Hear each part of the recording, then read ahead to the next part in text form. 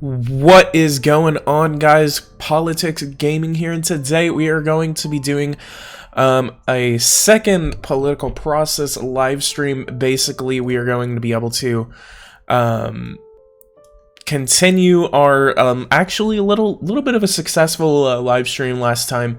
Basically from whenever we were playing as someone named Arthur Forrest out of Michigan, Congressional District 11, and basically we are just going to again lead this guy through his political career. And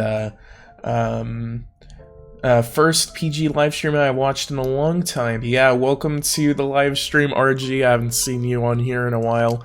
But yeah, so let me go ahead and switch this right over, and we're gonna go ahead and get right into this live stream. And guys, if you are watching right now, go ahead and share this live stream to other people, because I lost my Discord server, unfortunately.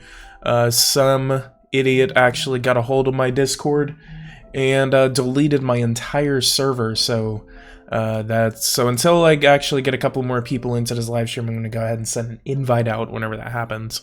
But yeah, here is the history for this guy. He started in 2015. He served through 3 separate terms from Michigan 35, and now he is a U.S. representative from Michigan 11, and we are leading him through the next term now. We actually won that election, 219,000 to 211,000. Pretty close election. And I remember it was actually a little bit of a nail-biter whenever the Republicans actually did take over the Michiganian delegation. What is going on, Nedas? Welcome to the live stream. What changes did we actually see? California, wow. Illinois. And Michigan 1, 3, 6, 7, 8. All of those actually ended up flipping. Michigan 8 was actually really close. Look at that. It was separated by 1,000 votes. Actually, less than 1,000 votes. Run for the Michigan governorship. That's actually going to be a goal, actually, sometime in the future. Whenever I actually get the political points, and whenever I'm able to actually, run, having a position to run for the governorship, that's whenever I'll do it.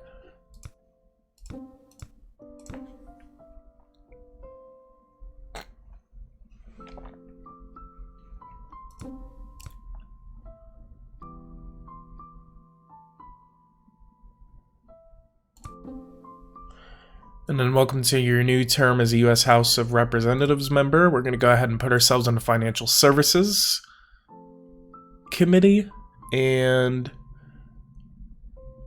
the Judiciary Committee.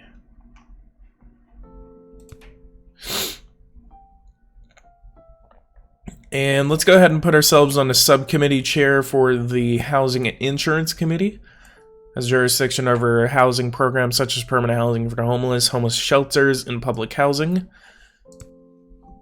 And then let's go ahead and put ourselves as the chair for the, what is this? Crime, terrorism, gun regulations, prison sentence length, and crimes justice rehabilitation programs. Let's go ahead and put ourselves on a chair for that as well.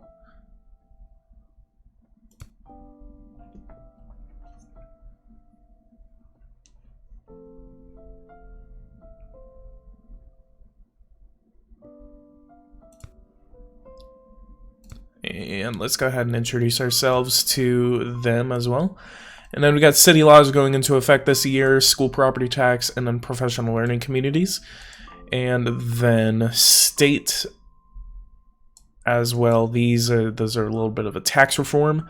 No federal laws going into effect this year. If I can remember correctly, my political history is about the same as yours when I won the governorship of Florida. Okay. Then I will have to look into that. Vote on the budget resolution. Let's go ahead and check on that. In proposed income. increase of $98 billion, which goes up to 4.2 trillion. Then authorized expenditures 3.9. So let's go ahead and support that. 264 to 171. We had we had unanimous Democratic support. About 35 Republicans actually crossed the aisle to help us support that piece of legislation. So that's very fortunate that they did that. Take that back, less of a history. Let's see what happened. Lot of Michigan people actually voted against it. Let's go ahead and continue, and then we're gonna wait. Let's go ahead and go to some legislation, see if we can get some federal laws passed.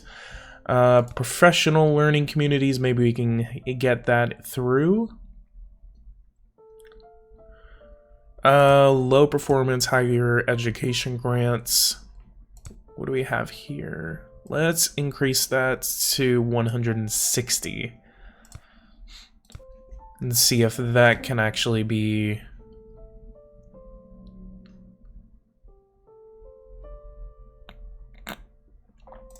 Is that 260? So, okay, so someone tried to put an amendment on it, then it actually failed the committee. So it now made it out of committee 20 to 18, so we're finally going to be able to get our first bill on the floor. Wait, the bill has made it out of committee. Okay, so we're waiting for the budget resolution. Conference report. So that is an increase of $98 billion. And then spending is an increase, so that was kind of the same from the last one. Let's see what the biggest ones are actually benefiting off of this budget resolution conference report. We got $67 billion increase of defense. What else? Guess it was just a combination of everything else. Health is increased by $12 billion, and then Veterans Affairs is increased by $2 billion. Let's go ahead and support. 264 to 171, same as the last one. And then we're going to go ahead and go to our first bill that we are putting on the floor. We have an amendment vote for need-based higher education grants. Which actually, that's not even mine. Where is my bill? There's always so many. House Resolution 1, I believe it was. Okay, someone submitted another amendment to the bill. God, these things really do take weeks to to get passed onto the floor. Is it just me, or does the live stream continue to skip and jump in like 2 to 3 seconds? Is it doing that? I'm not seeing it do it. God, why is my live streams always messing around? Need-based higher education grants. Let's go ahead and check on that. Decreases the eligibility from 160% to 155. I'm gonna allow that to go through into its current form. And then we are going to oppose... Wait. Increases eligibility rate from 150 to 160% of the poverty level. Let's go ahead and support my piece of legislation. That passed the House finally. We finally get something to pass the House. Looks like a lot of Republicans did oppose that. 15 Republicans actually... 15 Republicans actually crossed the aisle to help support that piece of legislation, adding it up to 244. And then 191 Republicans actually opposed it. So now it's going to be sent to the Senate committee, and we're going to watch to make sure that it actually goes through committee. It's been assigned to the Senate, been granted a hearing, and then it passed committee. Nice. That's actually something I forgot. Democrats do actually control the Senate, so maybe we are good. I remember because there actually was a blue wave in the last election. New Mexico, Colorado, Iowa, West Virginia even actually flipped over to the Democrats, so they were absolutely kind of destroyed in the last federal election. Let me actually check. Yeah. Indiana and West Virginia actually flipped over to the Democrats, giving the total Senate makeout to about 53, I believe. And then Elizabeth Kessler actually won our Senate race, which actually made it into a blue state. If we can, we could actually launch another Senate campaign or a governorship campaign. It really depends on whether we want to stay on federal politics or if we want to stay on state politics. So if you guys have any suggestions whether I should run for the governorship or for Senate, let me know. We did have a failed Senate campaign that we actually launched the other on the last live stream, but that actually failed.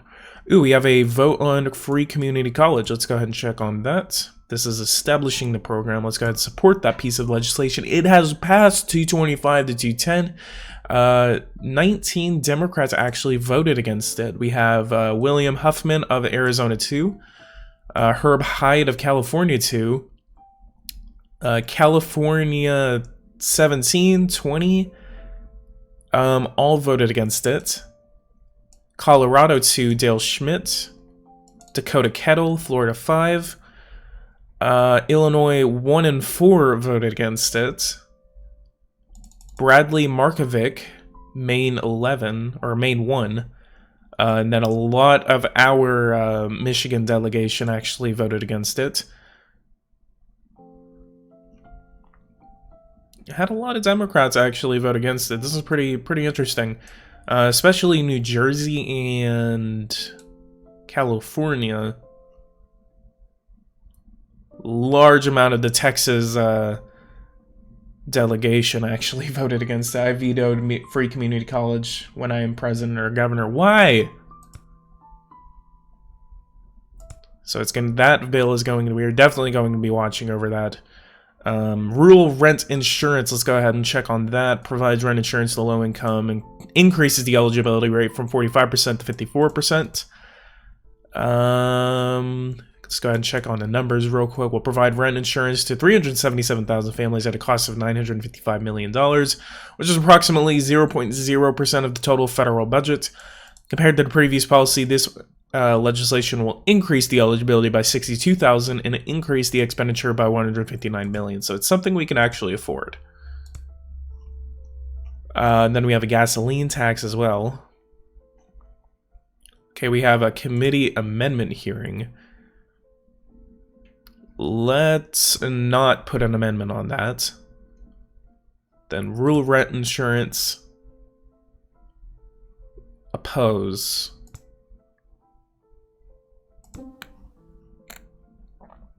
And then let's go ahead and support that in its current form. Pass committee 33 to 28.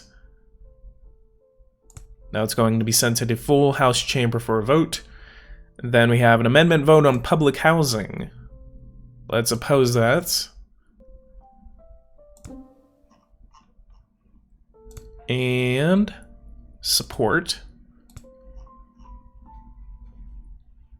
Gun tax if lower helps approval. Oh, does it? I actually do have a really high approval rating, 67%. Let's go ahead and check to see where that's coming from. 68 from the school board, 68 from city council, 67 from city at large. And we are representing Pontiac, Michigan. 68 from the state house, 68 from the state senate, 67 from my congressional district, and then 67 from the state at large, and then 67 from the national. And that's actually kind of like, you know, flattened out over the past couple of years, actually. Okay, we have an amendment hearing on the gasolines. Holy shit. Yes. Let's go ahead and lower that to 25 cents because I really do not want to be paying that much. That will hurt American buyers. Let's support. Okay, that really got a lot of Democrats did not like that, but since we actually did get more Democratic support, so I think that'll actually help us. Gasoline tax is going to be 25 cents. Let's go ahead and support that. That actually did fail. We had 23 Democrats actually cross the aisle to support Republicans in taking down that legislation, so it will not become law. Okay, let's check on our bill, actually, something that So the Senate health, that's, I guess, is still trying to get out onto a full vote. President supports HR 3, 4, 5, and 7. Community college and gas tax are actually done with.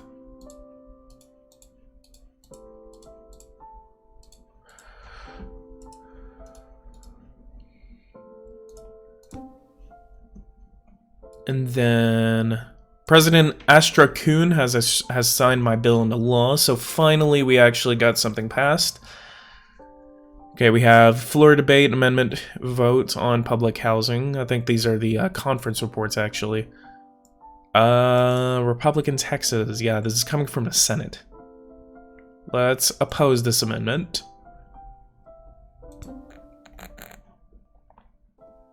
Public housing. And then we're going to support that. Rural rent insurance. Let's oppose. Rural rents. And its support. 245 and 190. So it looks like the actual Senate from today.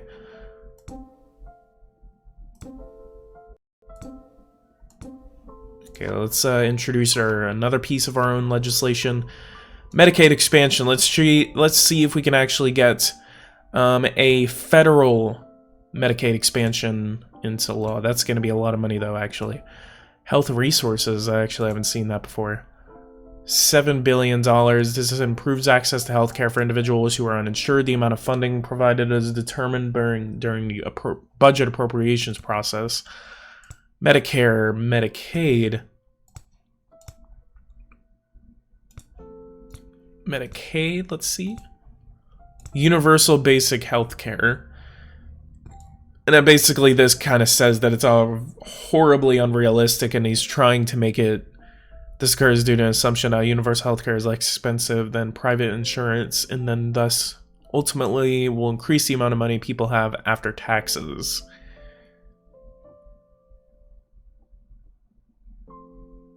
It's all very complicated. Changes to universal healthcare law and the effects has and metrics may be made in future updates, which is disappointing this morning that will be removed.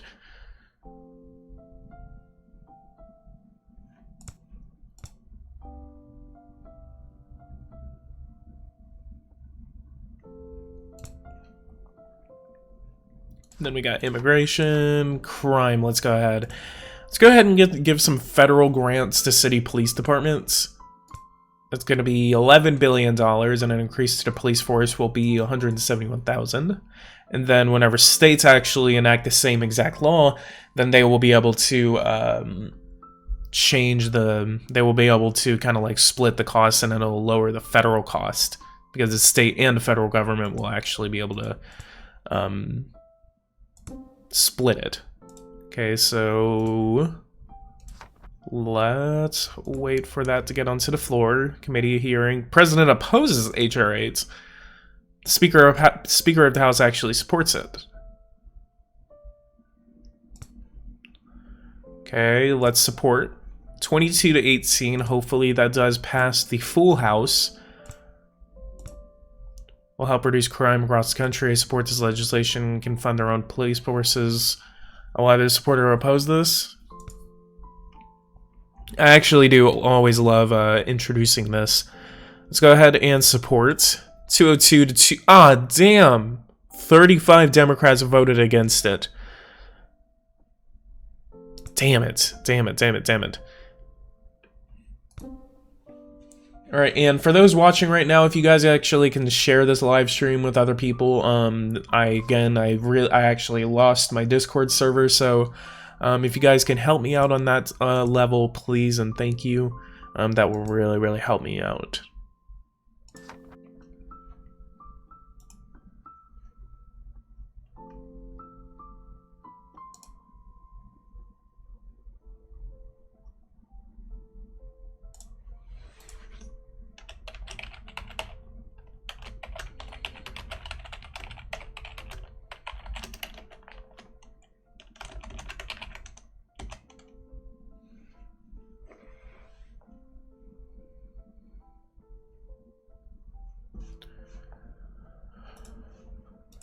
Alright, and then let's keep going. Let's see what kind of challenges we got. Reduce the income tax. Reduce the income tax, reduce poverty, increase the military budget. We actually failed that, damn it. Reduce the poverty rate. Alright, bet. Okay, poverty. Get SNAP. Oh, someone actually got rid of SNAP. $73 billion. That's one of the reasons why we don't even have a... We have a federal universal school lunches program. It's going to be $22 billion. Energy assistance, we actually do have that. Health, education. Let's go to low school income grants. And then do it at 100% of the poverty level. And then give the school districts $1,500 for every low-income student that they got.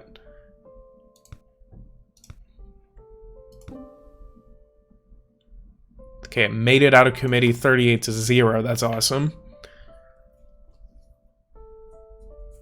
Your experience, political reputation have influenced the vote of 19 politicians. Now it's finally come to the vote. It's 85. Yikes. Wait, is that the... Oh, education grants. Let's oppose that amendment. Okay, we actually helped Democrats out on that part. Grant to low-income school districts. Okay, that's going to be mine, 85.8. So let's support 370 to 365. Only Democrats actually opposed it. Huh, interesting. All right, now it's going to go over to the Senate, and we're going to wait on that. Made it out of committee 11-11, so it's actually a lot more divided in the Senate. Okay, it passed 51-49, screeched by, but the president... Oh wait, that's the Speaker of the House, H.R. 9.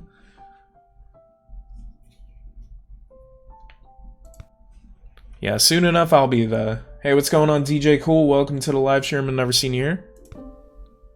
Defense Appropriations Amendment. $589 billion. We're not going to propose an amendment to that. 589 to 575. Let's oppose.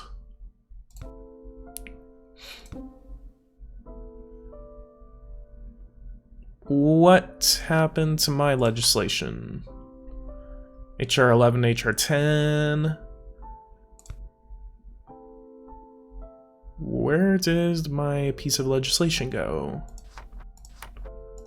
Campaign office, legislation, federal.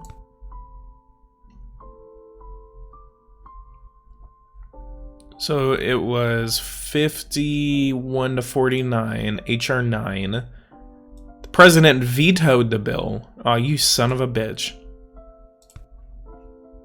Damn it. Social Security, what do we got over here? We can mess with that, but I'm not going to touch Social Security. Alcohol tax. What else do we got? Welcome to everyone joining this live stream right now. If you guys want, please go ahead and share this live stream. And I'm going to be sharing my Discord link here soon. Federal minimum wage is $10. So I don't think we really need to touch that right now. Immigration, path to citizenship, tax policy. Let's see if... Okay, what are we messing with here?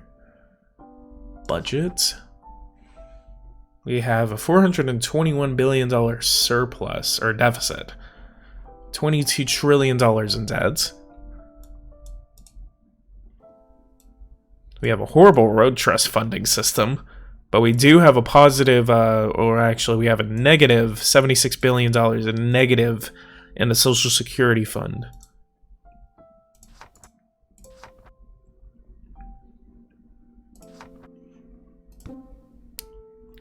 Okay, we have an amendment for justice.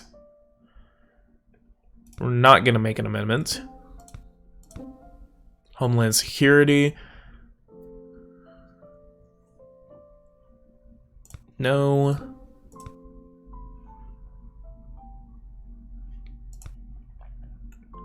Provides $2.3 billion or trillion dollars to health and human services. We're not going to make an amendment. And then 62 billion to Homeland Security. Oh, crap. Why did I vote against it? Damn it. Managed to get myself elected as the governor of South Carolina as a progressive. See, that's what I really want to know. I really want to know how to get elected in states like South Carolina as a Democrat. That's really what I don't know. $195 billion to Veterans Affairs? Holy crap. What the hell is going into here? Okay, military retirement benefits, $47 billion.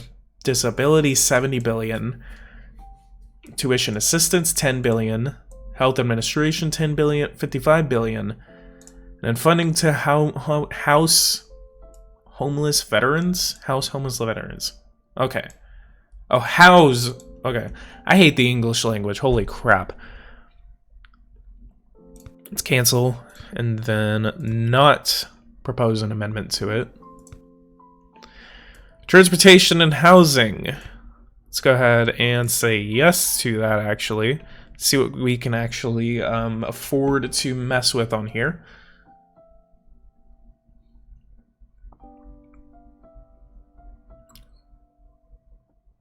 We got HUD. Mandatory, so that's actually a mandatory program right there. Okay, let's look. Lead housing, Office of Lead Hazard Control and Healthy Homes. What? I've never heard of that. Control and eliminate health issues related to exposure of lead-based paint. Nice. Federal Transit Administration, Federal Railroad Administration. We got HUD administrative costs. We got DOT administrative costs. Energy assistance programs, which is discretionary. You can actually get rid of that.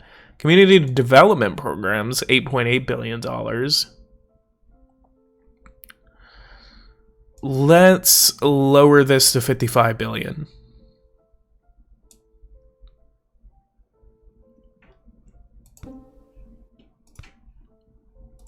Let's support.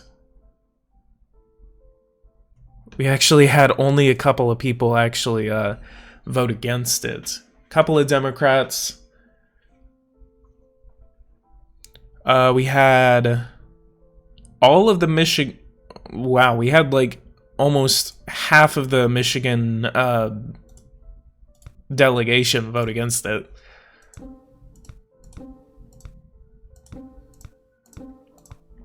Now we're heading into the 2026 election year.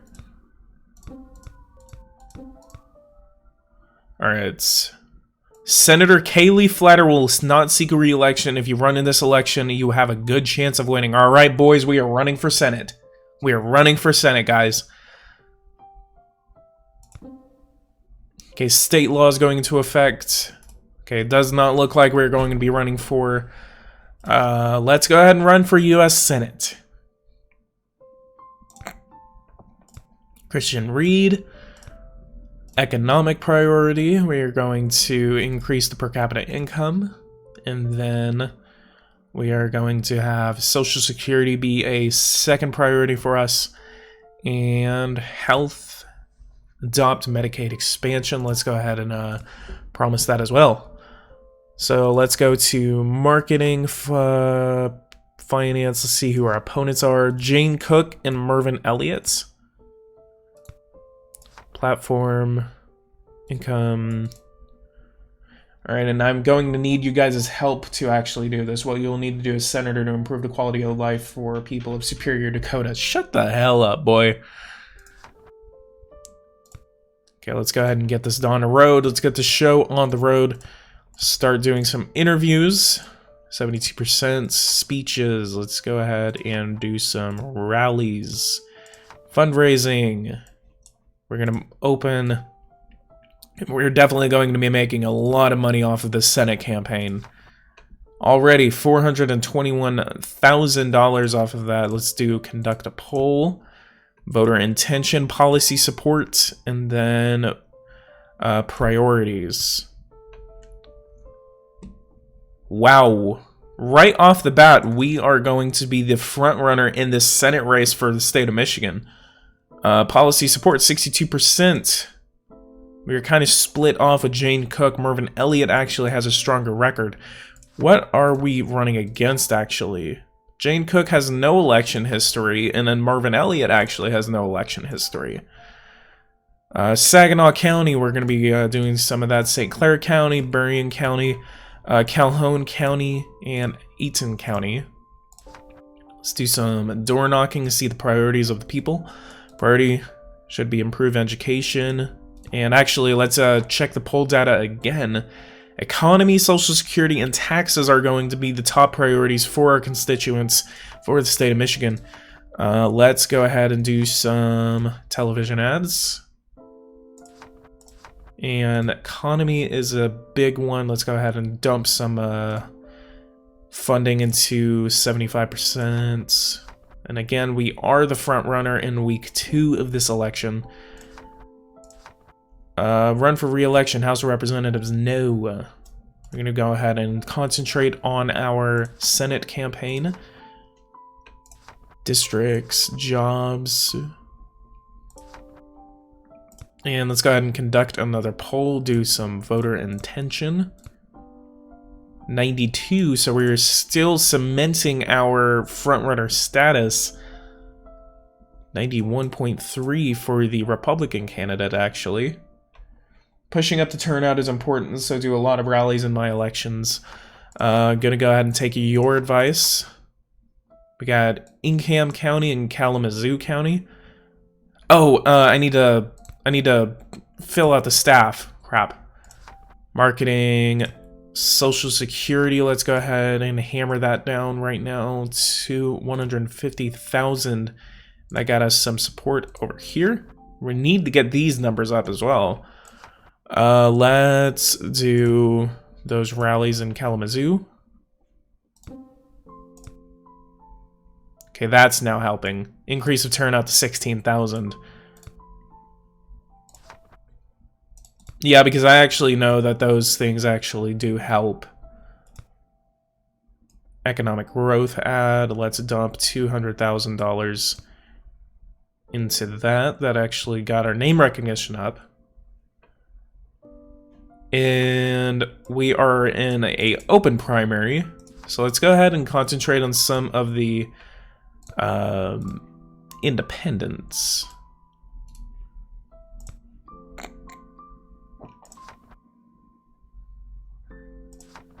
Taxes. Income tax rates. Can we... Yikes, that actually hurt. Poverty, education, what are we lacking in here? Teacher salary, universal preschool, let's go ahead and hammer that down. Do some of these. And then let's do some rallies. 45,000, so if we actually kind of lacking in this Senate race, but we're still the front runner.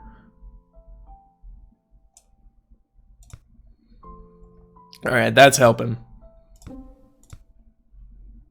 Education, teacher salaries. Let's go ahead and dump 400,000. Yikes, that hurt. Let's go back to universal preschool. Let's dump $500,000 into that. Okay, that's starting to help out our numbers. Economy, no one's really liking that. Economic growth, that's something that I really don't know how to fix. If you guys actually know how to get this economic growth number up, please let me know, because that's something that really hurts me and that I have to avoid. Let's do Oakland County.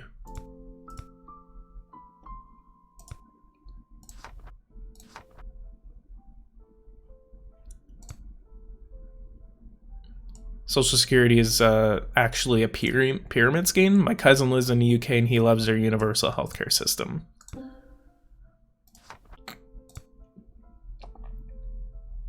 GOP support economic growth. Okay.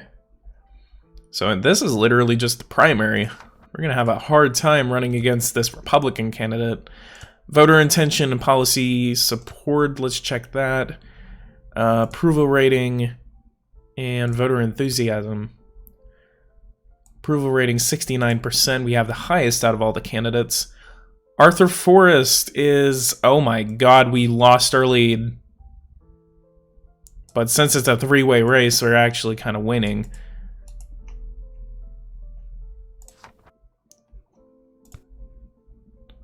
Okay, let's get something. Education, minimum wage, income gap, general economic ad. Let's dump $500,000 into that.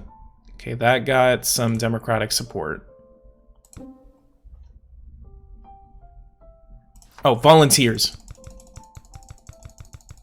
Let's go ahead and get 25 field offices open. Let's do some phone banking and fundraising.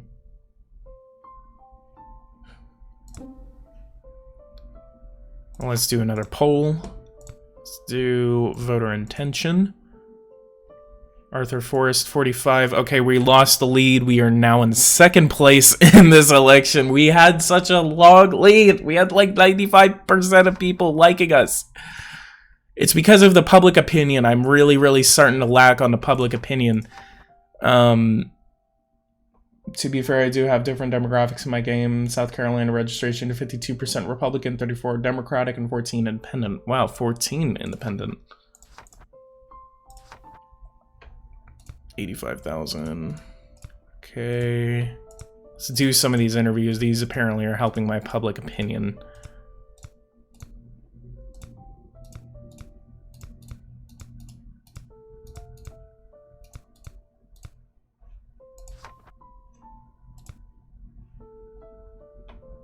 Didn't even win independents much. Nice.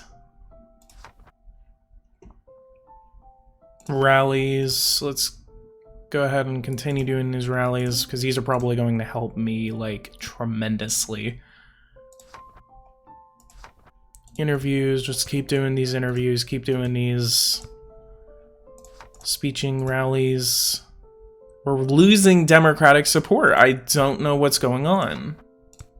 We really need something that's going to, like, get a shitload of Democratic support. Let's dump $1 million in the minimum wage. Okay, we are now 2 weeks from the election. We are probably going to lose our campaign. Let's just do another rally. Let's do as many of these as we can. And then do one more minimum wage marketing ad. Let's do $1.5 million into that. Let's go to the next turn, see the election.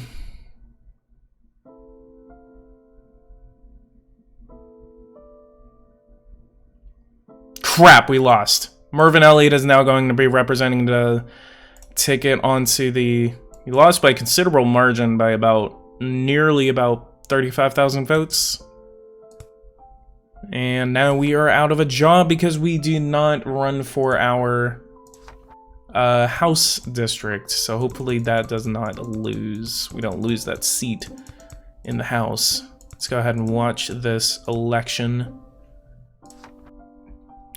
Mervyn Elliott did win the Senate race, so that is good that the Democrats are keeping our seat. But however, District 11 was lost to the Republicans. Henry Hastings will now be representing District 11 in the election. So Republicans gained 32 seats in the House races in 2026. Just Texas won won my Republican opponent by over 200,000 votes. President, it was not an election year, but I remember that it was like a landslide victory for the Democrat. State election, let's see what happened on there. Kaylee Flatter ran for governor. That is why she actually retired from her Senate position, because she actually ran for governor.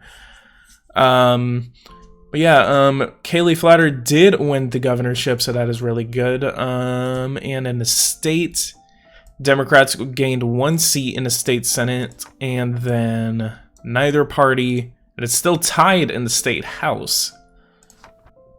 What actually, okay, so we are in a Democratic district by a considerable margin, so that's good. So we don't have to really do anything about that.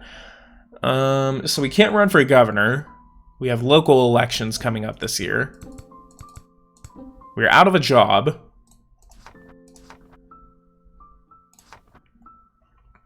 And let's go ahead and skip over into the next year.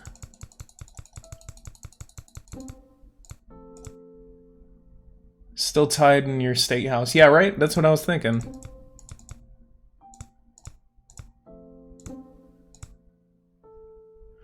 Representatives Henry Hastings will not seek re-election.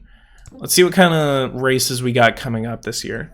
So we have the U.S. House Representative race.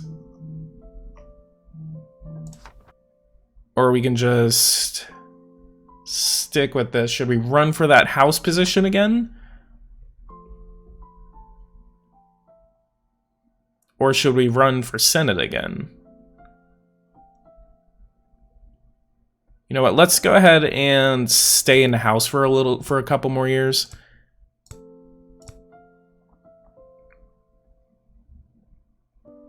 We are going to increase the per capita income. We're going to have a universal preschool program. That's something I will actually try to fight for. And then reduce poverty. We are running against, let's go ahead and do some interviews.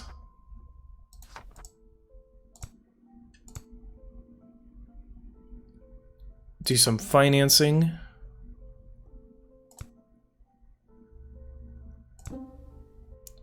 $48, so I think I can actually...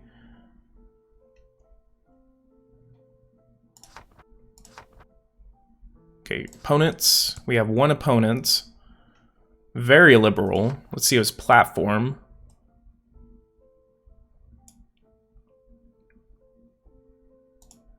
For those watching right now, please leave a like, subscribe to the channel if you are new. Super chats, again, are always appreciated for my channel. Let's go ahead and do a voter intention and policy support. 96%, so we are now the front runner in this race. Running on Social Security usually does well for me. Let's open a field office or 2, and then go over here, policy. Yeah, let's go ahead and do Social Security, I guess. Do some rallies in Wayne County. Let's do an interview in Oakland County. Rallies.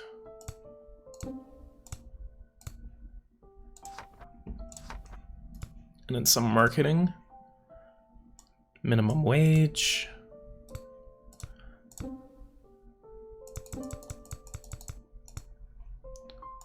Opponents. Do some polling again. Voter intention. 61. Did I lose my lead again? No, 62. Did he drop out? Manuel Garrett. Okay, 61 and 62, but that's a weird number. Voter intention. Huh. Okay, I guess I lost my lead again. Speeches, rallies, let's do some more rallies. Fundraising, let's go ahead and get some money in the bank over there. And then marketing, minimum wage, let's go ahead and dump some money around.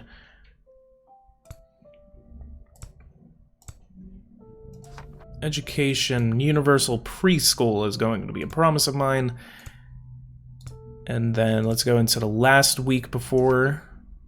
Do some Social Security. And then events, rallies, do some rallying, and then interviews.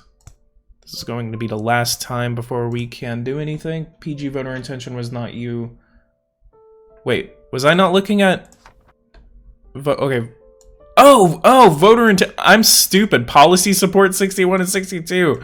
70.1%, so we're definitely going to be winning over on this primary.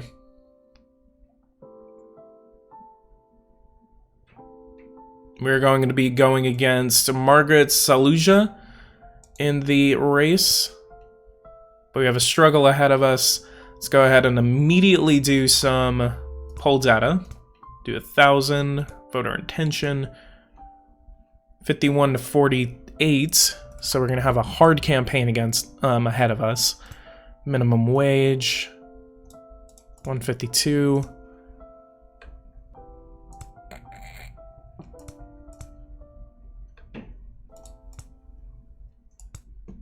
And then fundraisers. Let's do some all staffing. Let's go ahead and get that number up. We're getting a crap load of let's open about 10 field offices. Do phone banking.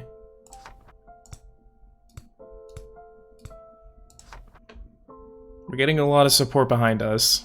So if we get the effect on public opinion up, then we're actually going to be able to do it. And we need to get that voter enthusiasm up too. What is the opponent's policies? Poll data. Margaret Saluja. She's a moderate conservative platform. She opposes the minimum wage. Oh my god. We must do something to fix income inequality. And then the best way to improve the economy is to reduce taxes.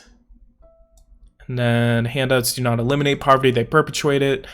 They deserve to continue receiving benefits. Free community college is not worth the cost to taxpayers. Universal background checks are an invasion on the Second Amendment, so I can hit her on universal background checks and minimum wage.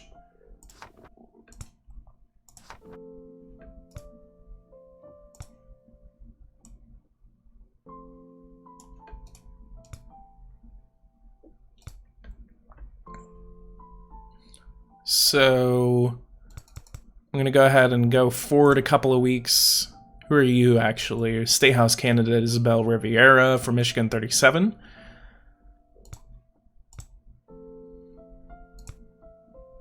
President of the United States wants to have a rally with us. Thank you so much.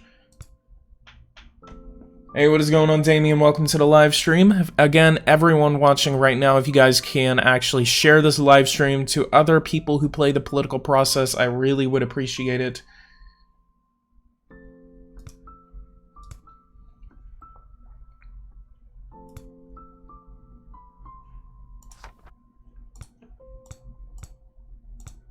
And let's do another poll. Let's see what voter intention is looking like right now. 50 to 49. So this is going to be a very, very close election.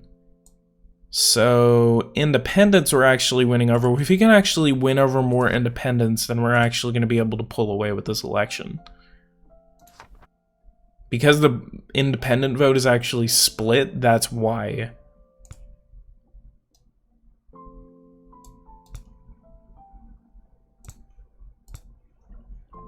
We have another rally with the President of the United States. She's actually up for re-election this year, so we're going to be watching over that closely.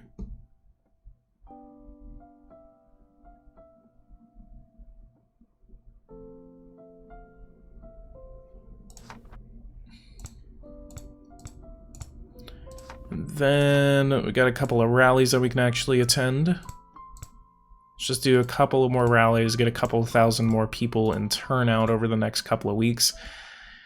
State House candidate Darlene Anderson, we're going to be doing that with her and then her.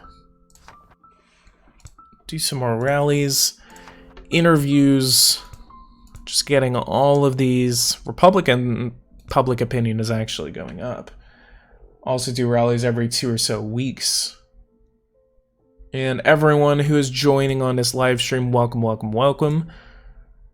State House, okay, that's a State House candidate, and then this is a State House representative for Michigan 41.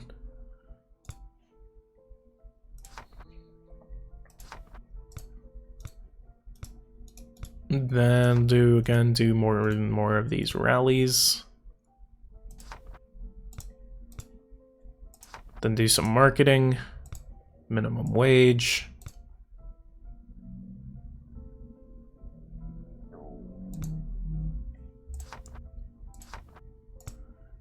Then do another voter intention poll. Okay, we are now in the back of her.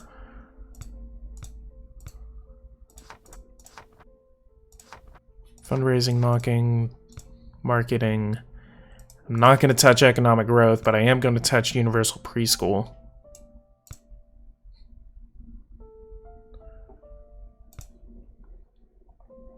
And then let's do some direct mail to independents. And then do Social Security for that. Let's do $155,000 for independents.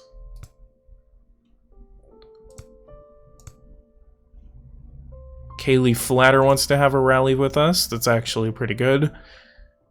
Former Senator Kaylee Flatter. And then we also have a rally with the President of the United States. She was actually a U.S. representative 2013-2015, then a two-term U.S. senator from New Jersey? I thought she was a... Oh, okay, that's the president, okay. I was like, wait, am I looking at Kaylee Flatter?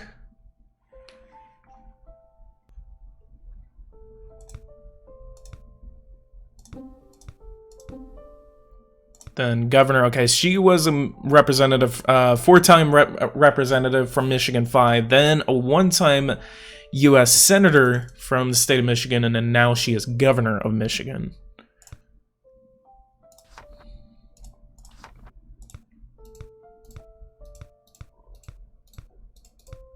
So then we got rallies that we can attend. Let's go ahead and get that up. We need to get as many people into our site as possible. Those voter intention polls, remember, reminds me of Florida races constantly changing. Yeah, right? Interviews. Doing these. Trying to get the public opinion up. That's why I'm actually lacking, is because the public opinion on my Democratic side is actually really not changing. These are really high. Public opinion changes during blue, an increase in support for your policies, while red indicates a decrease. Most voters have strong opinions that cannot be changed. At most, public opinion can be changed by 10%. Click on a category for more info. Taxes, what are we lacking on? Low income tax rate.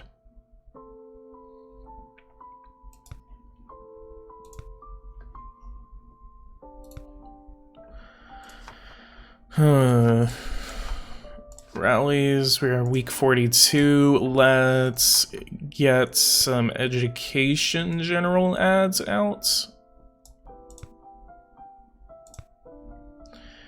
And then finances, let's donate all of my money into the campaign.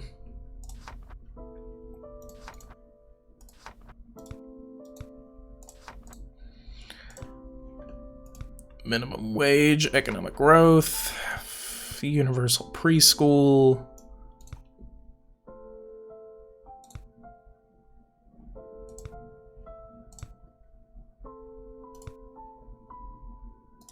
Okay, we're winning over that independent vote.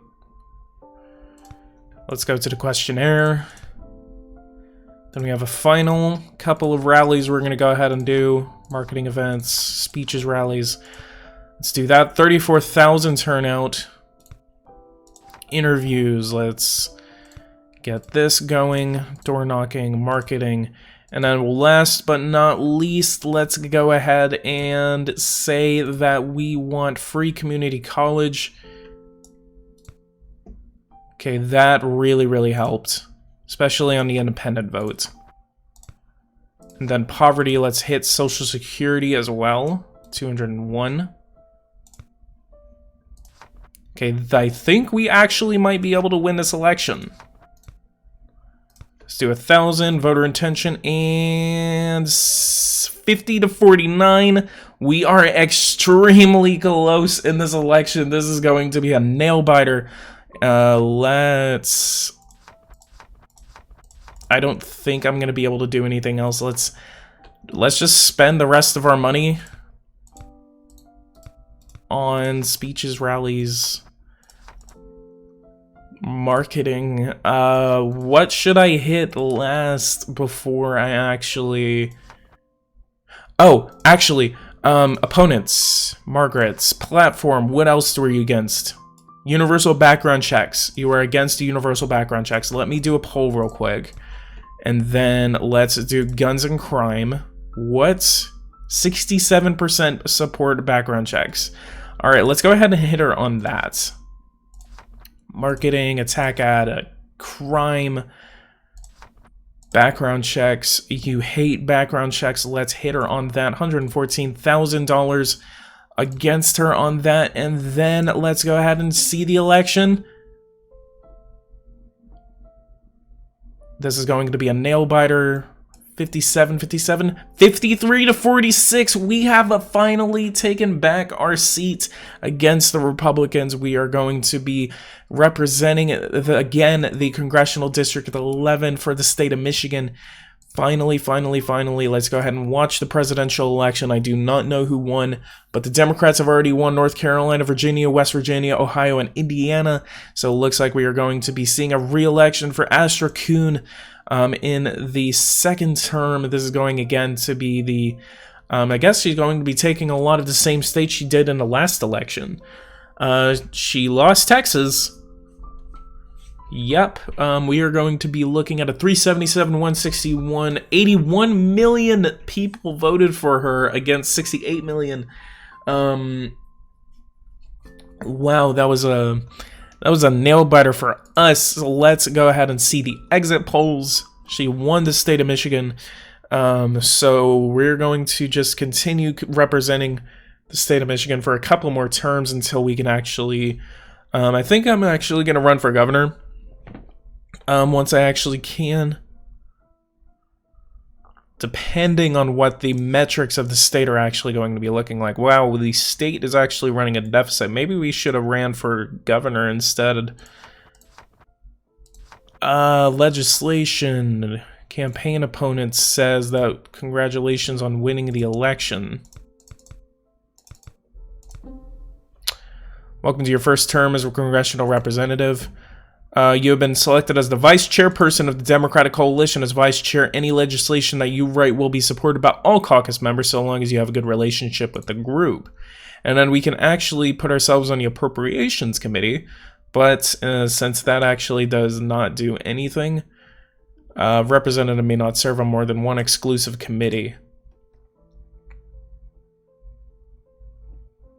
It oversees the appropriations process, which allocates the funding needed to run all federal government agencies and programs. Without the appropriations process, the federal government would shut down.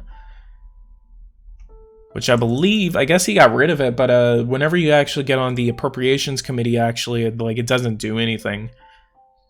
Financial services, let's put ourselves on there. Financial services of jurisdiction over banking, legislation over legislation committing community development and housing programs. Energy and commerce. Okay, instead of that, let's do ourselves over energy and commerce. And then on the non-exclusive committee, let's put ourselves on the education and workforce committee. And then energy and power. Energy assistance, environmental. Let's do ourselves as the subcommittee chair on health. And then let's put ourselves on the higher education and workforce committee chair. I'm tempted to try and run as a progressive in Wyoming. You should totally do that. You should definitely do that. Caucus chair, so city law is going into effect, increase in a property tax. Tax reform in the state, and then federal laws going into effect, 65 to 72 on the rural rent insurance, and legality of cannabis has been passed. So again, let's actually check on the federal election that happened. Senate election that happened, Republicans gained 1 seat in the state of Indiana. Otherwise, they are, I believe they are in control. House elections that happened, Democrats gained 31 seats. Let's go ahead and check what happened in the state of Michigan. Michigan 8, 11, which was us. Michigan 8 and 11 actually flipped over to the Democratic column. Wow, Michigan 8 was actually a nail-biter, way closer than ours. 53 to 47 was our election. But in Michigan 8 it was actually 50-50. It was actually separated by about 2,000 votes. Democrats or Republicans actually gained in Pennsylvania and Michigan, but then Republicans seem to have gained in New York. It's pretty interesting.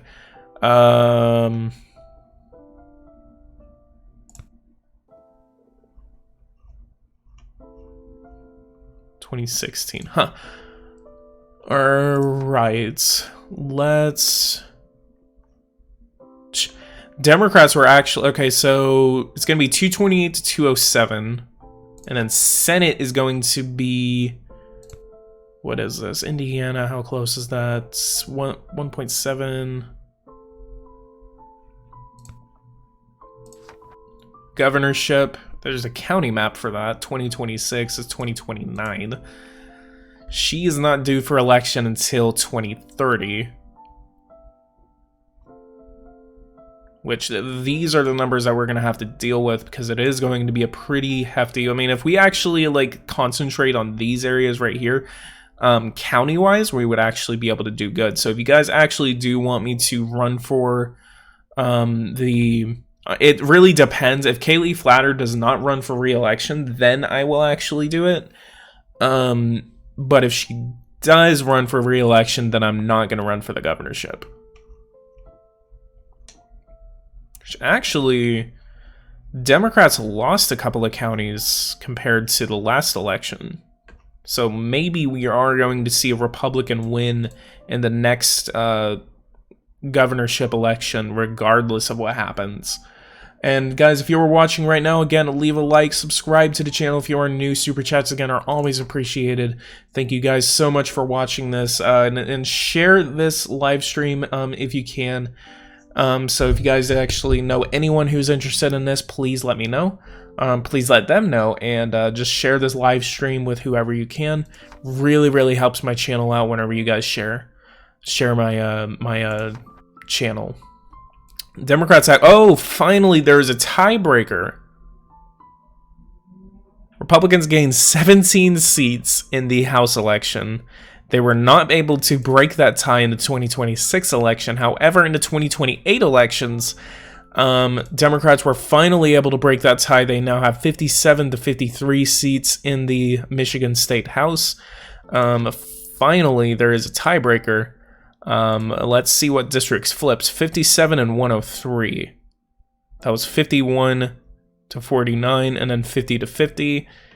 I was actually separated by about 400 votes.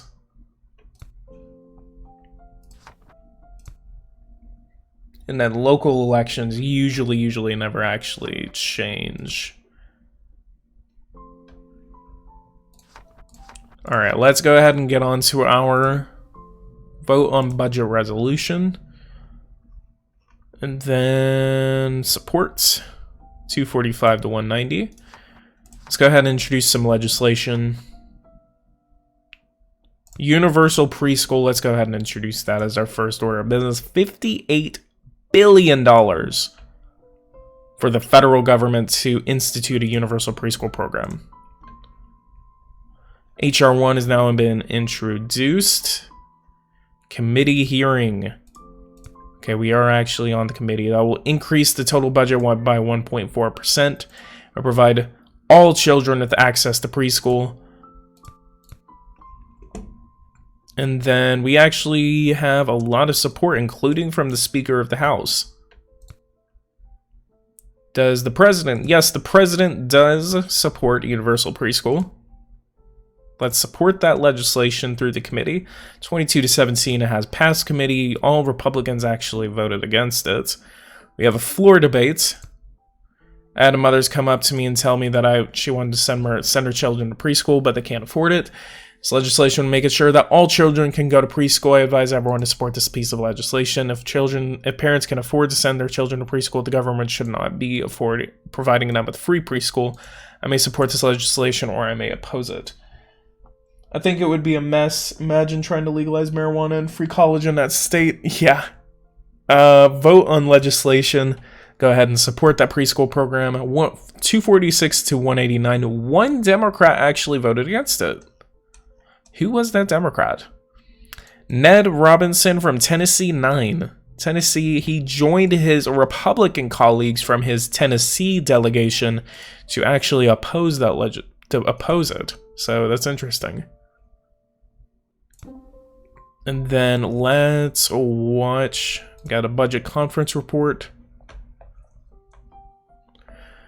Increase of 98, almost $100 billion to the revenue, but then 94 billion, so that's like kind of equaling out the revenue. So let's go ahead and support. And then my bill made it out of the Senate committee, finally. Okay, we have a committee hearing on free community college, which would be established. In order to afford it would have to either raise taxes or take money from other important programs and services and may oppose the legislation in the upcoming vote. Let's go ahead and support it. 22 to 17. We had one Republican actually, or a Democrat actually oppose it. Okay, we got 3 bills that we got to vote on. So we have free community college. Let's go ahead and see the floor debate on that. Increasing access to college will improve the quality of our workforce, thus improving our economy. I support this legislation. Republicans say would not be a good use of federal resources. I understand and appreciate the intentions behind this legislation, but I believe it would go against the interests of my constituents. Therefore, I will be voting against it. Who are you, by the way? Let's go ahead and go over to politicians. Go into the House. That person, I believe,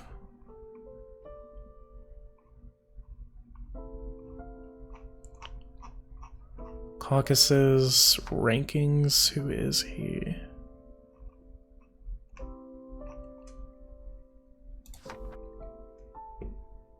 That was a Republican, I believe.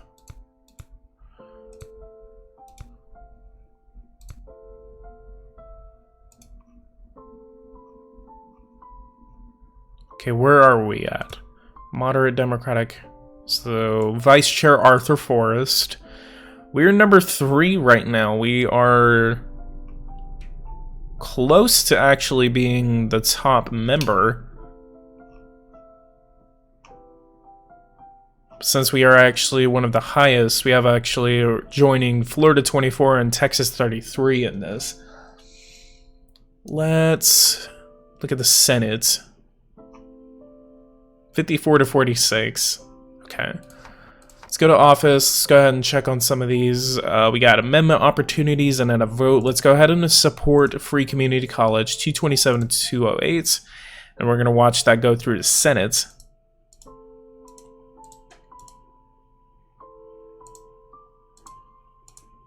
We have a gasoline tax. Yikes, no! Let's make an amendment.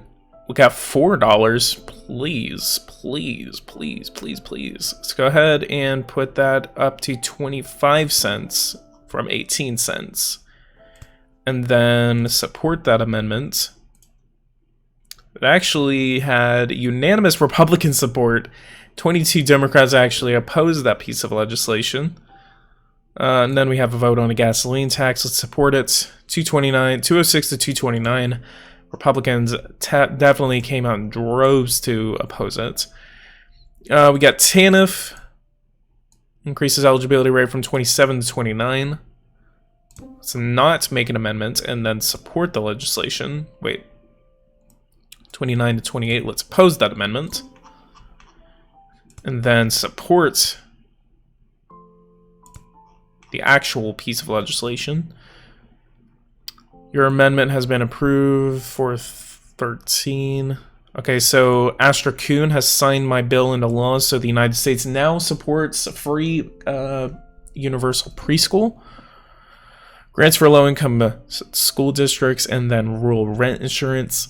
We have this. Let's go ahead and do that. 81 to 101. Let's not do that because that is actually satisfactory to me. And then let's oppose the Republican amendment. Grants for... So this is a committee vote. Let's support.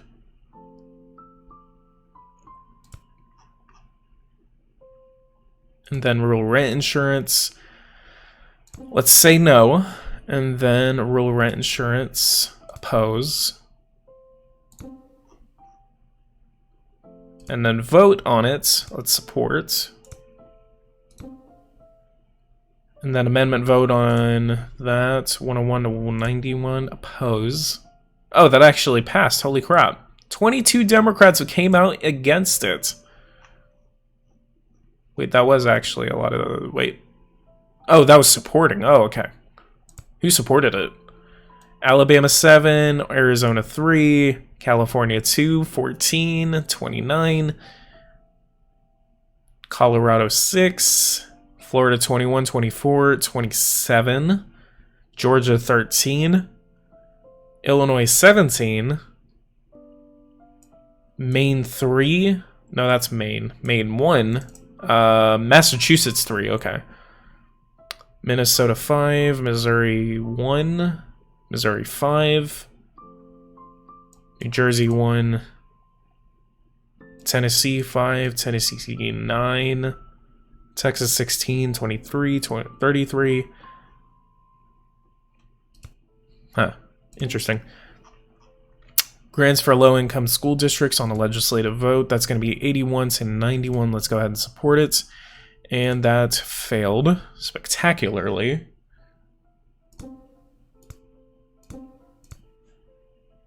Let's get more. Let's do as we promised. Do we still have some challenges that we can actually do? Let's decrease the income tax rate. Less than 91,000. Let's decrease that to 26.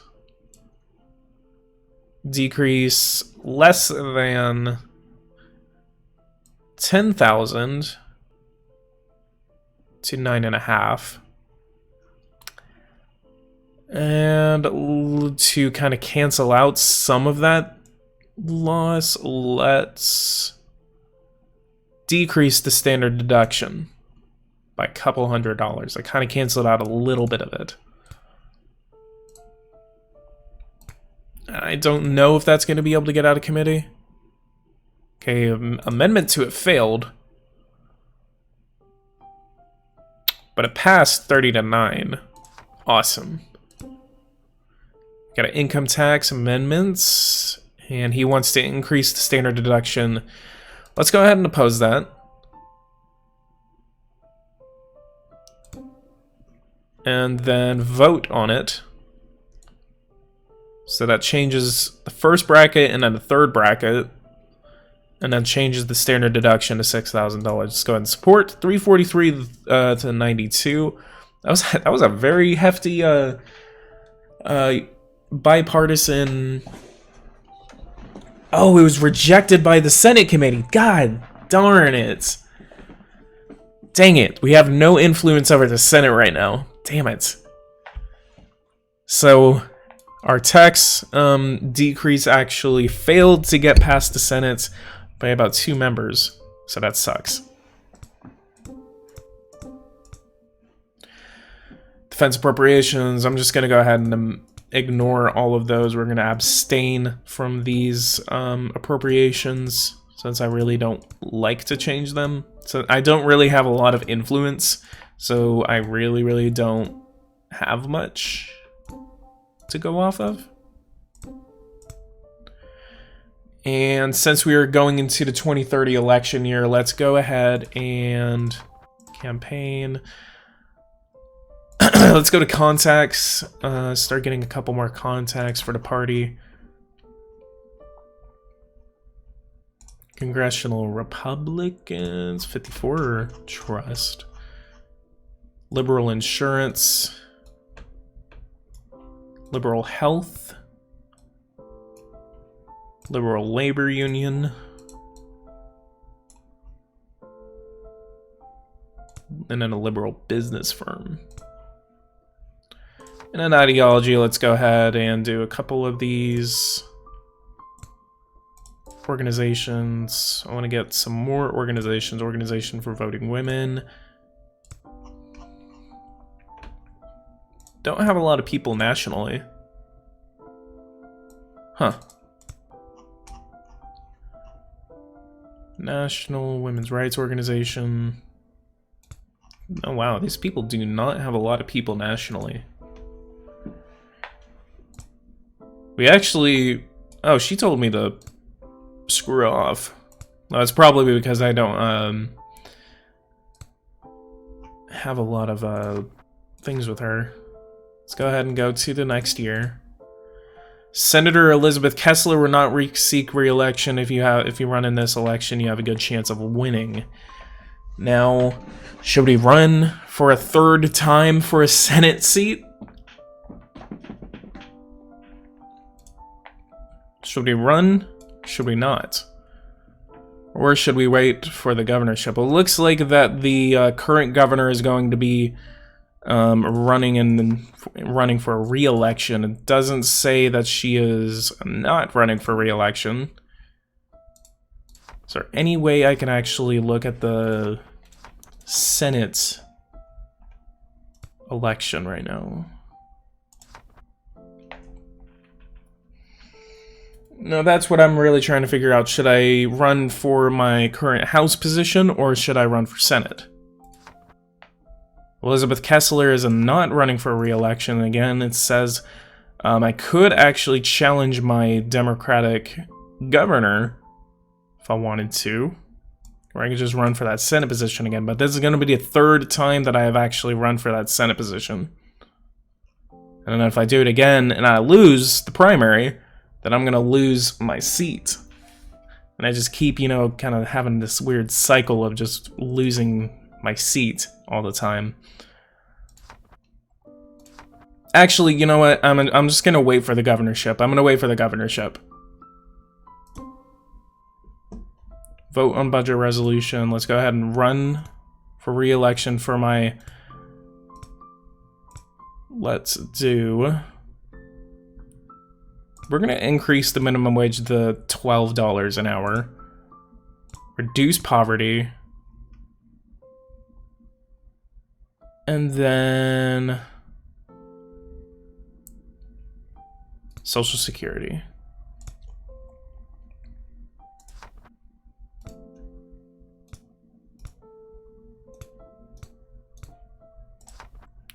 And then let's just do rallies every couple of weeks.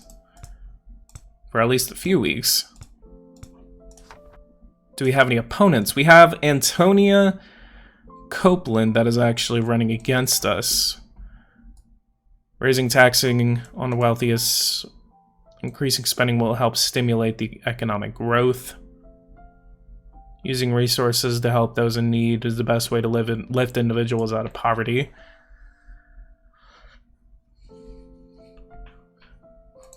Without being prosecuted for defending themselves. Let's actually check and do a poll on that. Let's do that. Do voter intention for 1, and then let's see the public opinion on Arthur Forrest. So we're in the good for that for now. 51% supports stand your ground laws. Since there is a majority on that, let's go ahead and change our position then.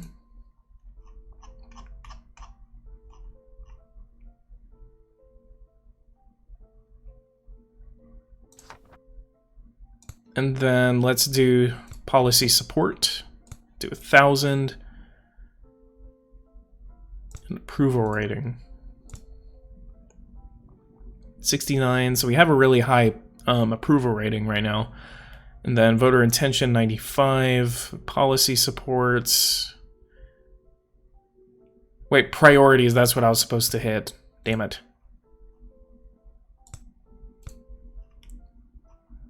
Okay, priorities is going to be economy, taxes, and education this year. economy, taxes, and education. Taxes. Let's reduce the income tax.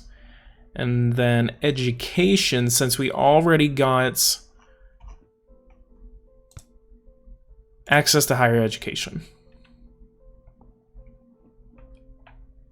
And again, guys, if you're watching right now, go ahead and leave a like, subscribe to the channel if you are new.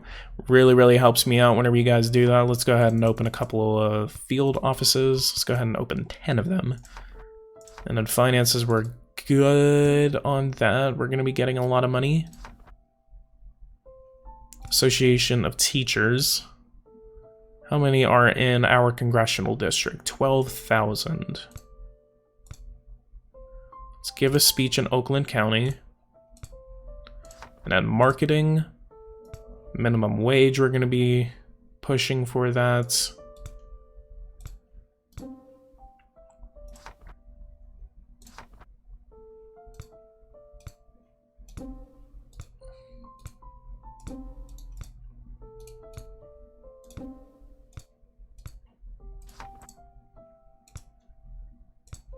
So we're going to be running for a congressional district until we see that we are able to run for the governorship. The governorship is going to be my big goal here.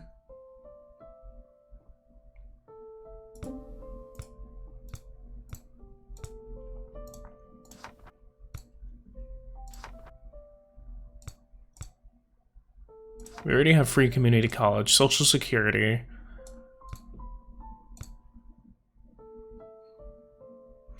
All right, and actually, since I actually haven't done this yet, I am going to post this Discord link in the description. So if you guys can actually, if you guys are interested in seeing more content and actually talking to me whenever I'm not live, go ahead and join that Discord link. That is going to be my new Discord since my old one got completely screwed over. So yeah, just go ahead and join in on that Discord, guys, and I will see you guys there whenever I end this live stream, which I'm not going to end it yet. I'm still wanting to continue this live stream, and I think you guys would like me to do that too. Let's do some background checks. I know a lot of people actually do support that. Finance staff, let's train all staff. Marketing events.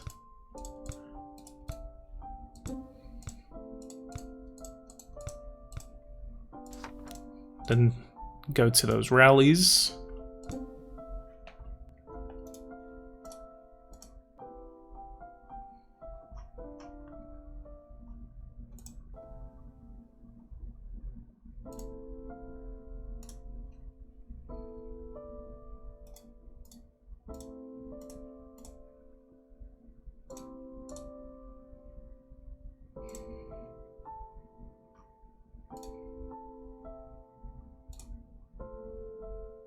And I'm actually changing a couple of things right now.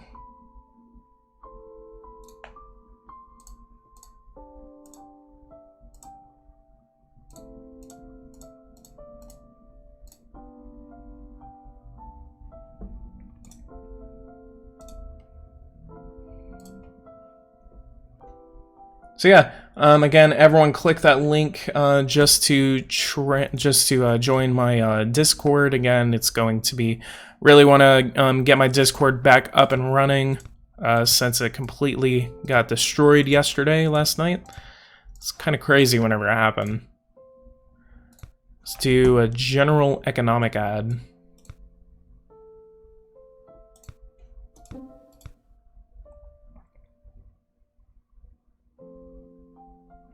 Okay, hopefully we don't lose this primary. And 69.8 to 30.2, and we are going to be facing off against Erwin Hooper in this primary election. It does look like, I mean, we do have more Democratic turnout in these primaries than the Republicans actually do. They have like 40,000 right here, then maybe around 60,000. So, I mean, that's why these elections are so close. And then Senate, we have Keith Alden facing off against Chuck Weber. And then presidential, it is 2030, I believe. 2028, yeah, the next one is in 2032.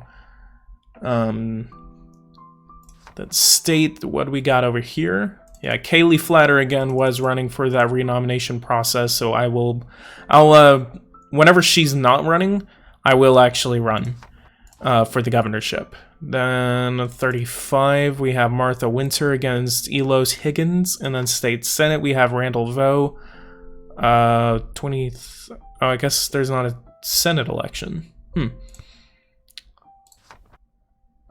Then we are representing our House district. And immediately right off the bat, we are attending a rally with the President of the United States. This is actually going to be her last campaign before she actually is not able to run for election again. And then door knocking, let's do some door knocking. Free Community College is a great idea. We have a Governor, Kaylee Flatter, that we are going to be at a rally with. And then opponents, let's check on him and see what we can hit him with. Income inequality, oh, we can hit him on that. We can definitely hit him on that. I support increasing taxes on the rich in order to help fund important government programs. Wow, he is one weird... Yeah, he's a very conservative moderate. Interesting.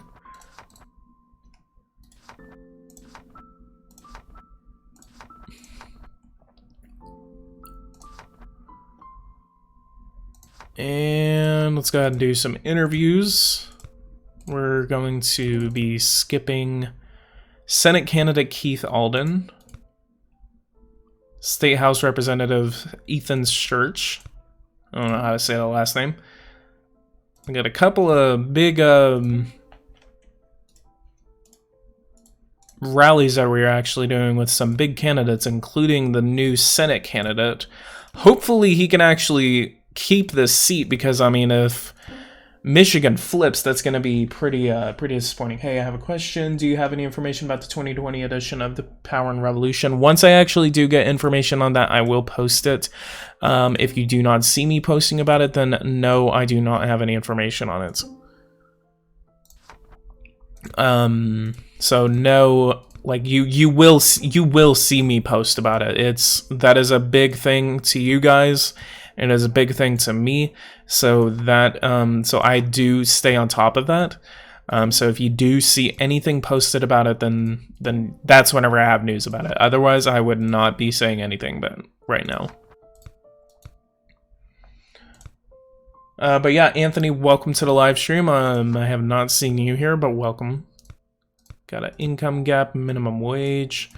Let's do some more on that. Got some more rallies that we gotta be attending. Let's do some more rallies right here, and we are increasing our turnouts. Got that. Appreciate your Power and Revolution content, very helpful information. No problem, Quack. I have never seen you here, by the way, so welcome to the live stream. I'm gonna try to get all of that to like 100,000 voters. Social Security, let's come out in support of that. State House candidates, events, interviews. Just a lot of clicking. A lot of clicking is how this game works. Attend, 68,000, 71,000. Marketing, events. Let's do some poll data to make sure that we are not wasting our money right now. Voter intention, 94. Wow, why are we so high on this? Updated week 38. Okay, that's a current one. So we are probably going to have a blowout in Michigan 11. We're really, really clamping down. I guess it's also because Hooper is actually or Hopper is actually a very bad candidate. What was he against again? It was income inequality, so we can actually hit him on that if we want to. Senate candidate Keith Allen, 78,000. Events, do some more rallies. We're really, really trying to cement this rallying on here. And I think that's actually going to be the way that we can actually win voter intention. 94. We are going to blow him out of the water. We have a fundraiser with the Senate candidate. 87,000. I really want to get this up above 100,000. President Astra Kuhn wants to do a fundraiser with us. Getting a lot of I think actually once we actually do this, we're going to be the top member in our caucus. Finally, we get it over 100,000 voters. I don't even know if we actually have enough for that. Just do education, 180,000. And staff, finance. What is our finances looking like? Got a lot of money coming in.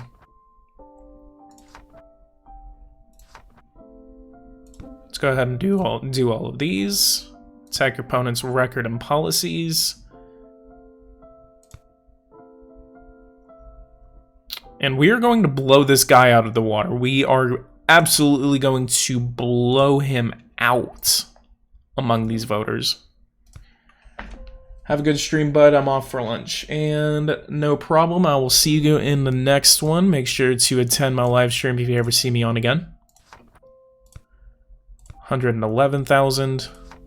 Let's do some fundraising and speeches, interviews. Let's do one. And run that election. And we are now beating him 93 points. Absolute blowout among this. This was for a re-election. This was for a re-election. Wow, I have never been able to do that in a competitive district. Let's do some archiving. 2030 House elections, Republicans gained 23 seats. Let's see what damage was caused in the Michigan district. Only Michigan 8 flipped. And that was 54 to 46. So he defeated the incumbent for that seat. 2028 compared to 31 seats were actually lost to the Republican, or were lost to the Democrats. Republicans gained 23 seats in the 2030 election. Federal elections, let's see, absolute blowout among Michigan District 11. Senate was lost. The Democrats lost Michigan to the Republicans. So Keith Alden was not able to actually defeat the Republican candidates. Let's see what changes happened. Republicans gained 6 seats in the 2030 Senate general elections. The Democrats lost Missouri, Indiana, Michigan, Ohio, West Virginia, and Maine to the Republicans. If we could try to face off against that again. If you guys want me to run for governorship, or should we run for the Senate? If we can run for Senate, then we really can help the Democrats take back the Senate in future elections. Let's check to see what happened, why Michigan would lose. So it was 50-50, 1.75 million votes to 1.72 million votes. The Democrats actually... Oh, okay, they didn't gain Minnesota. I thought they did. But yeah, Democrats were actually able to win more elections, win more contests than the Republicans were. But overall, Democrats could not stop the Republicans from gaining seats. So most of these actually were just Republicans gaining those seats. Let's see what the damage was on the state level elections. State Senate did not change. State House, Republicans gained 7 seats in the State House. So now it is 60 to 50. And that was because District 23, 25, 41, 57, 63, 101, and 103 actually flipped over to the Republicans. City elections, we were not in an election year for the city, but city council is still the same. Mayoral elections are still the same. and school board is still the same. So big changes coming on in the federal elections coming on right now. By the way, what do you think Power and Revolution 2020 would add or change or remove? I actually don't know. I do believe that coronavirus is going to be a big addition probably to the next one. President Ashton Kuhn has reached the presidential term limit and will not be seeking re-election.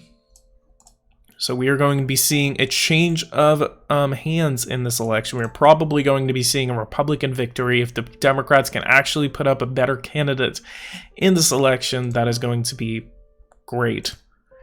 You've been selected as vice chairperson of the Democratic coalition.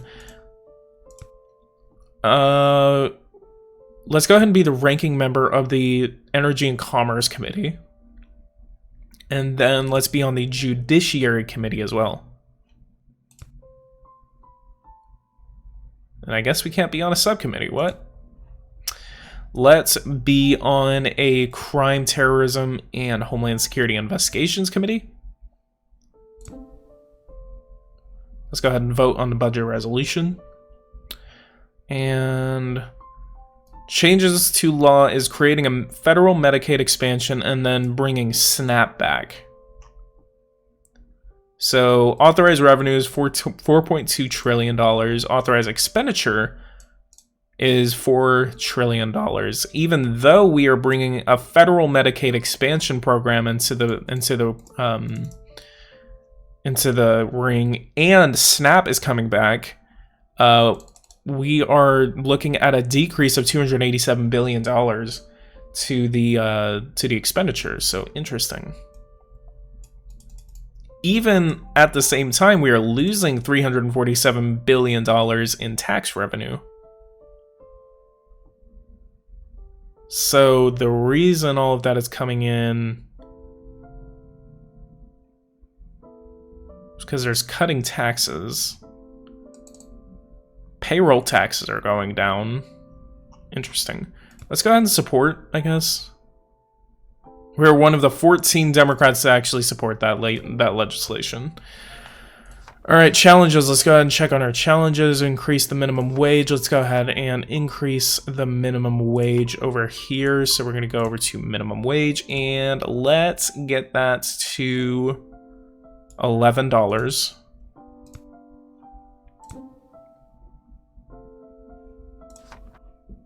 We have a budget resolution conference report from the Senate. Let's oppose, since I know Democrats are going to be opposing it. Chairperson has denied your bill of hearing. Thank you. Earned income tax credits. We're not going to mess with that right now. We have a health, Medicaid expansion. Let's just try... Well, let's see if that actually passes. What is it? Total access to healthcare, $301 million, or million people, or 84.4% of the US population. That will only increase it by 5 million. Quality of care will actually go up, and then expenditure will only go up by $53 billion. Health resources. I think that's only during the budget appropriations process. It's just the law that we can pass. Let's go ahead and change a couple of things along here. Let's go ahead and try to get some universal background checks in. Because I know a lot of constituents actually support that. Okay, we got 4 budget amendments that are coming in. Medicare, 65 to 66. We're going to leave that as is. And then Medicare... We're going to oppose that. But that was not enough, unfortunately. Social Security, 68 to 70. That's a not. Let's oppose. We've got 24 Democrats crossing the aisle. And let me actually mute myself real quick.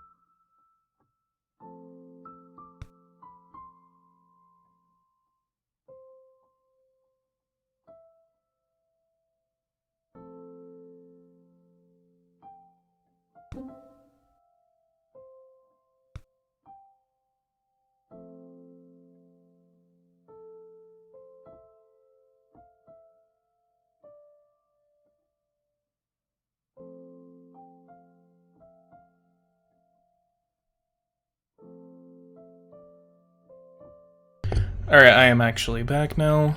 Increases eligibility rate from 64 to 75. That is rent insurance. Or assistance, blah. Let's go ahead and support that. 218 to 2... Wow, that was extremely close. That just barely got a majority. The amendment is passed and will be added to the bill. Then... Oppose... Oh, that barely passed. We are like the deciding vote in these. Education grants 160 to 152. Let's put that to 165. Hell. Nah, 170 is cool. Let's go ahead and support that amendment. 227 and 208. Ha ha ha. I want to see what the one Democrat that opposed that amendment was. Flynn Trevino of Tennessee 5. Tennessee 5 seems to actually be a pretty conservative district. Even a conservative, like, legislators coming out of those districts. Increases eligibility from 61 to 70. Let's support. And that passed. I highly doubt it will pass the Senate, though. HR 5 has been denied a hearing. Vote on legislation for community college. Eliminates the program. Let's oppose that. No, no, no, no, no. 219 to 216. We had 12 Democrats actually go against that. I want to see who they were. Yikes. That barely almost got rid of our... Wait. Eliminates the program. Has passed in the House of Representatives and will not be sent to the Senate. Wait, I thought it... God darn it.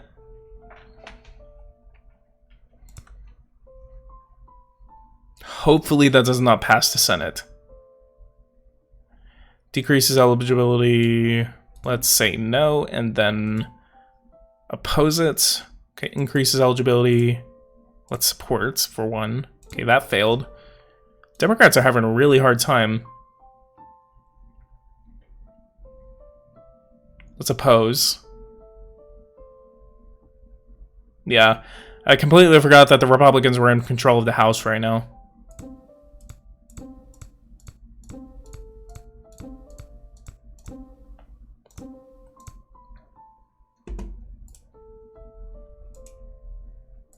Then we got the appropriations process going through right now. Not really going to touch anything from it. We're gonna go ahead and go through one more campaign, and then I'm actually gonna end this live stream off. Senator Mervyn Elliott will not seek re-election, but we are waiting for the governorship to actually be open to election. State law is going into effect. Medicaid has been eliminated on the state level, and abstinence-only education has been passed. Yikes. Run for re-election in the House? Yes. I'm going to go ahead and choose Christian Reed. Okay, economic is going to be a priority. We're going to reduce the income tax. Increase access to higher education. And poverty. Reduce poverty. Let's go ahead and immediately start just rallying up our base. Do we have a Democrat? We do have a Democratic opponent. Let's check his platform. Blah, blah, blah, blah, blah.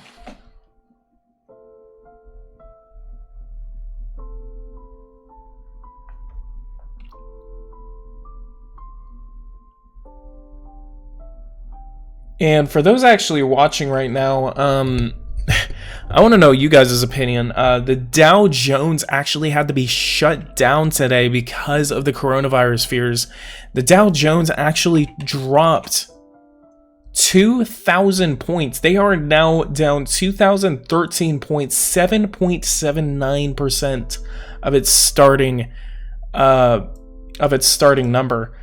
The Dow Jones has nearly lost the entire let me actually check.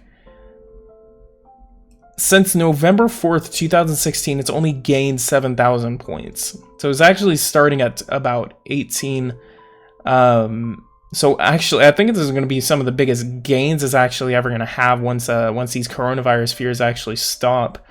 But oh my god, the Dow Jones is just losing so many points right now. Compared to from January 17th, 2020 to now, it has lost 3,400 points. So do you guys think that, so actually from its peak, it's actually lost 3,500 points. So it's a massive losses right now for the economy right now. Yeah, the Dow closes with, yeah, the Dow closed 2,000 points below its starting point.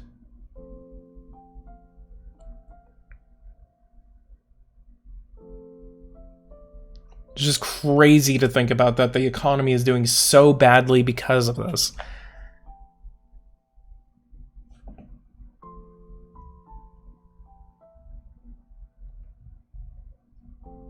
And then Israel's prime minister says that anyone entering the country from abroad must enter self-quarantine.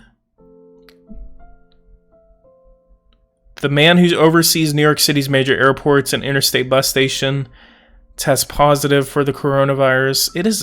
This is absolutely crazy. How bad this virus is getting. All right, let's go ahead and go through this election campaign. Let's do poll data and see what our candidate is looking like, because we did win in a landslide election last election season. But our intention, Arthur Forrest, we are in the lead for our nomination right now. And income gap, like, can we do anything off of that?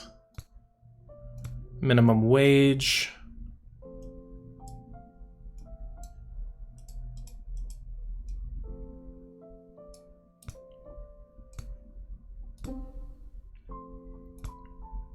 We have a budget conference report. You failed to complete reduce income tax. Budget conference report. This is increase of 15, 4.2 to 4.1. Let's oppose that because of how close that is. But that was literally bipartisan, 52 to 47. Unfortunately, it did pass. So let's concentrate on our campaign right now. Democratic nomination. Got Erica Shelton. I highly doubt that if the conspiracy didn't keep interfere. What the hell is the conspiracy? My fortune teller told me that the best policy for reducing the debt would be to raise tax. What? Okay, Erica, please drop out. Please drop out.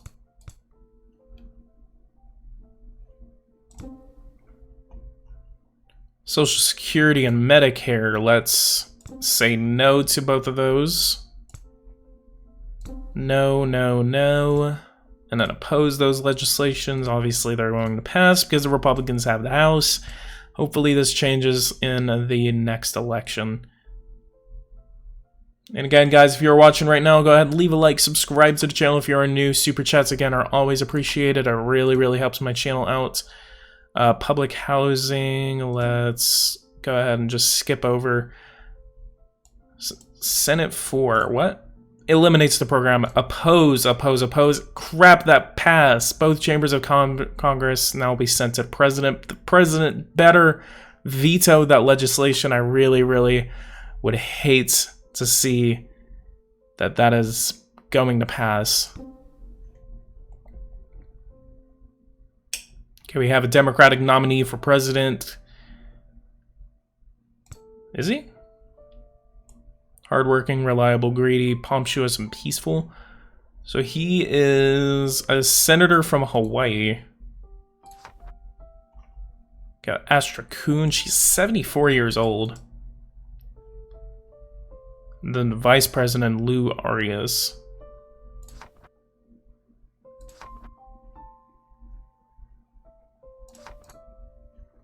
President opposes. Okay, good.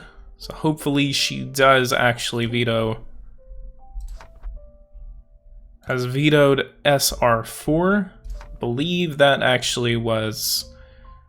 Yeah, that was the community college. So she's protecting community college. If there is a Republican president and then we see that happen again and we don't have control over the House or the Senate, then we are definitely going to lose community college. Events, just continue doing these rallies.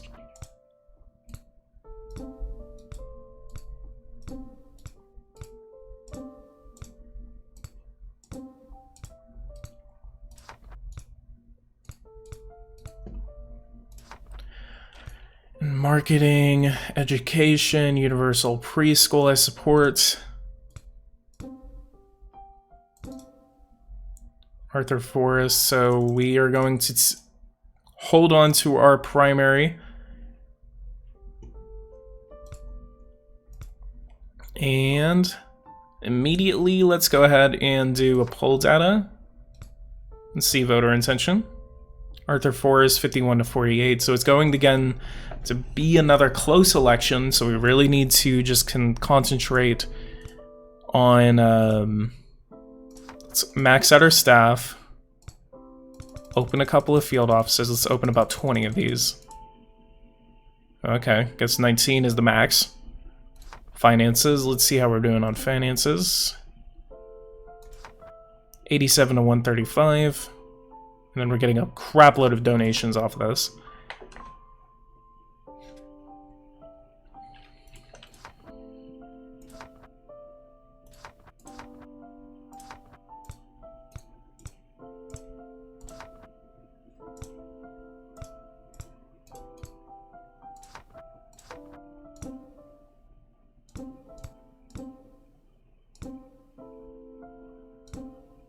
State House. And let's keep doing these rallies. We really need to be hammering down these rallies. I think actually a Senate candidate, here we go. And then poverty, Social Security, you are a big one. Taxes we're doing pretty bad on.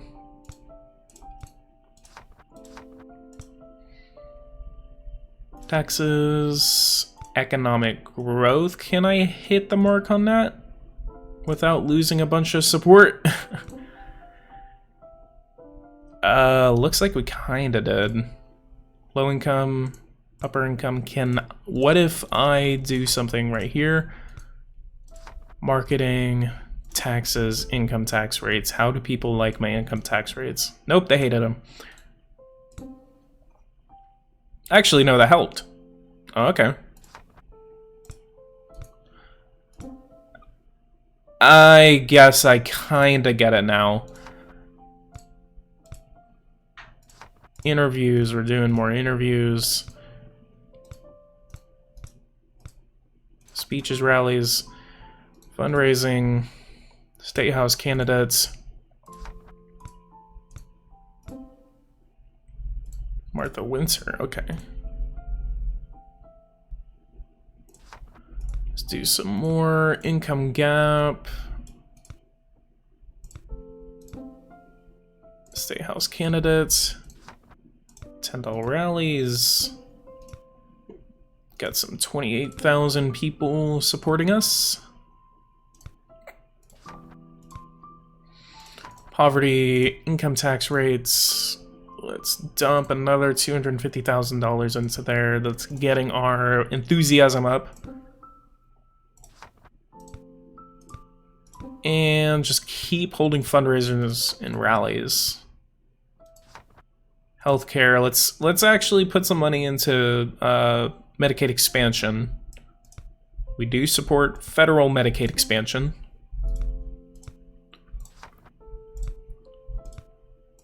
Marketing, let's do some polling. Voter intention. Yikes, 94 to 5. We are going to dominate our Republican opponents in another landslide victory if we keep this up.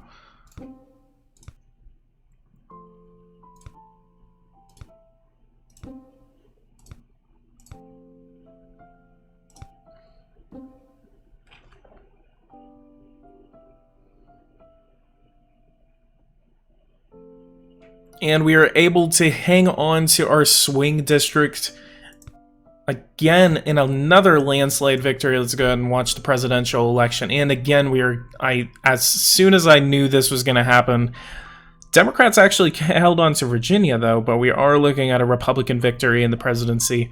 And hopefully we are not going to be looking at a Republican-controlled Congress, but we're probably going to be doing that. Actually... Okay, yeah. Republicans have taken the presidency 286 electoral votes to 252. We see a couple of states that actually voted for the Republican over the Democrat. Colorado and Nevada actually stuck with the president. Well, no, actually, they were kind of more swing states than the other states. In the Rust Belt, Wisconsin actually flipped over to the Republicans. Ohio and West Virginia flipped over to the Republicans. Indiana as well, because the Democratic president was actually able to hold on to a lot of these districts. Maine has flipped over to the Republicans. Colorado and Nevada have flipped. Florida has flipped. North Carolina has flipped. So we are looking at a Republican presidency. Willard Collingwood has won the presidency over Dennis Wiley. But Michigan actually stuck. Michigan actually stuck with us. 2032 elections, Senate has stuck with the Democrats. Democrats can, neither party actually gained a seat in the Senate. Awesome. It does look like it's because a lot more Republican states were actually up for re-election than Democratic states. Democrats were not able to flip the Senate in any way, shape, or form. 52 to 48 right now in the Senate. And in the House, we did dominate our Republican candidate, but we are looking at more of a red map along the lines of the Republicans. So 244 to 191, it does look like we more or less likely are going to lose things such as community college and SNAP. It is very unfortunate that that is going to happen, but we tried our best. We have 29,000 political points, and actually we have 70% approval rating. This is the highest approval rating I've actually been able to maintain. Governorship, let's go ahead and check on the 2030. Okay, so that happened in 2030. So 2034 is going to be the next time that it is going to be up for re-election. Oh, actually, Kaylee Flatter lost that election. I did not notice that. I knew that was going to happen. I freaking knew that.